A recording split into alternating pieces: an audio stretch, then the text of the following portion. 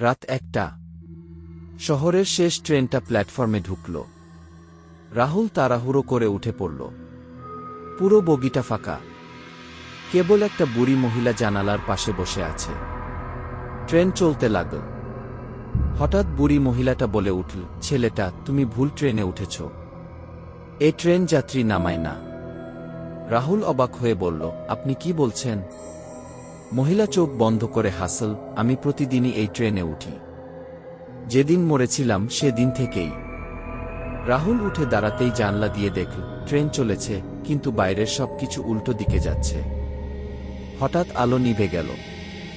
শেষবার রাহুল কেবল নিজের প্রতিবিম্বকে দেখতে পেল জানালায়, আর তার পেছনে দাঁড়িয়ে থাকা সেই মহিলার ছায়া একজোড়া লাল চোখ নিয়ে তাকিয়ে আছে তার দিকে।